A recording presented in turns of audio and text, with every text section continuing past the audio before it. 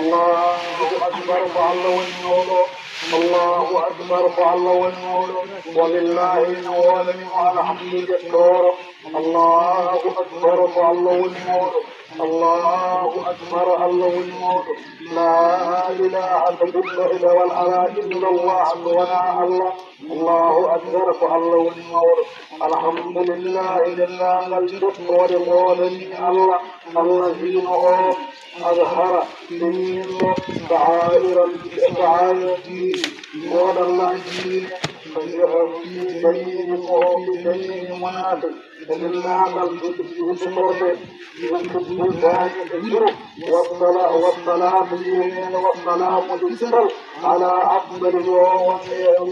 ينظر بني عدنان يا بني عدنان محمد النبي الله صلى الله عليه وسلم وعلى آله وصحبه وصحابه وصحابه وسلم على النبي الله أكبر فالله المولى الله أكبر فالله المولى وسبحان الله من تفرد أوتيه بالعلم اليمن والكبرياء حالوت بمنقصا والجلال يمنق وسبحان الله الجمال وبني الله حين تصبحون فحاكم بالليل وحين تصبحون إذا عاقب الليل ويقول يوم على حمد يسروركم وجلاله في السماوات وهنا السماوات والأرض وهنا الليل وعجل إن تبين وحين تظهرون سبحان الله الله يخرج الحي ويمسك الأمور من الميت بأبمائه ويخرج الميت ويسجد بالماء من الحي يقول ويخرج الأرض من الليل بعد موتها تبقى البيوت كل مولود يفقد لتبقى من كلام الله تبقى من حالات وكذلك تدركون ويجب القواعد والنمور ويجب كل شيء حال من النار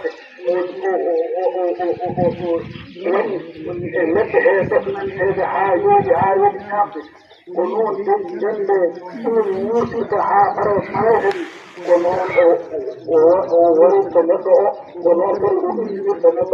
الله أكبر فالله النور الله أكبر فالله النور الله أكبر فالله النور وإن الله فلا الله أيها المؤمنون يؤمنون وفي هذا اليوم قولوا لهم عنده المبارك بلاد منك يؤمنون المسلمين العيد يقول بعدها من ينام بجوت بيت بغنوك سابق مبارك بلاد منك يؤمنون حال تبكين آثار نعمة الله بتين نعمة الله عليهم اليوم حمد أكمل متمني لكم ونجا أتينا وأتمم متمني عليكم يمور نعمة نعمة ورزقكم ولا متقم ورنجا الإسلام دين ودين الله أكبر فالله المولى الله أكبر فالله المولى الله أكبر فالله المولى الله أكبر فالله المولى الله أكبر فالله المولى ويا أيها المسلمون يعلمون أما يومكم هذا ويدلهم الإسلام كنا لهم ربنا هو العيد العداء المبارك بلاد مرد الذين يؤمنون ثم الرسول سنن يبلغ جناب الله بالرجال والنور المقتدر حتى يدهيهم بينهم سنة كنا وأكدت تجلو كلهم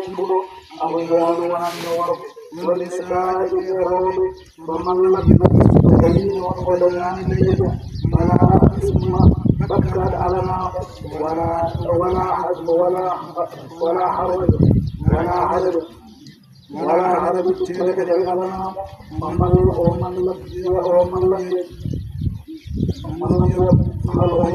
يبخل كالأمم فإنما يبخل عن نفسه وذوقك هو المقر والله غني فعليه وكله وأنتم لهم الفقراء وهم بالواسط فاجتهدوا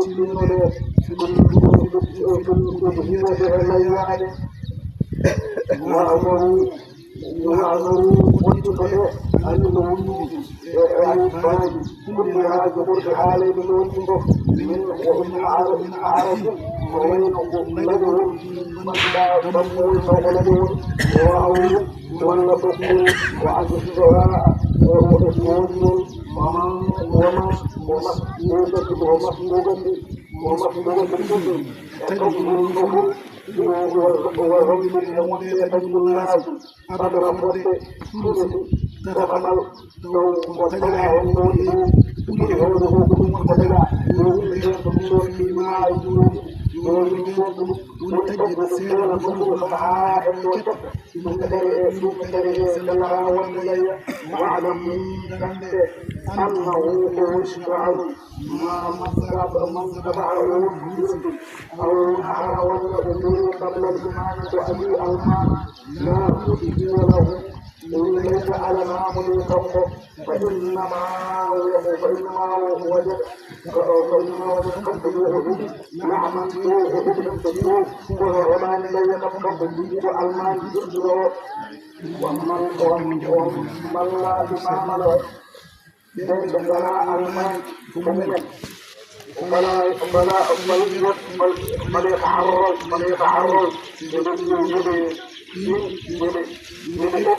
ثلاثة شهود أقرب الرسل الموجود بلاد الإمام العلماني إليهم بعد أمد روح المنيد كتب بلاد غرفة بإذنه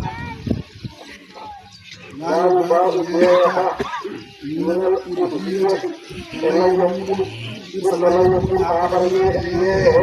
على من وفاته لا يكون الحيثية ولا تكن ولا ترجلاتي شيئك ولا عظم ولا حيثية ولا حرب ولا حيثية شيئك ولا أقول منها الرجل فرقه في أذنيته ولا ينقض ويتصدق ومصدق إليه فمن يوحد الرجل فرقه الزبع أدهيته لا ينقض بيده توقف إلا أبوها ولا تدخلت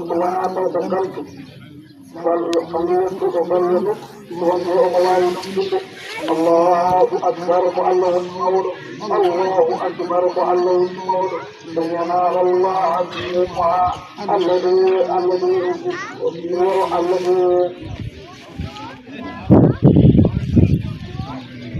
سبحانه وهم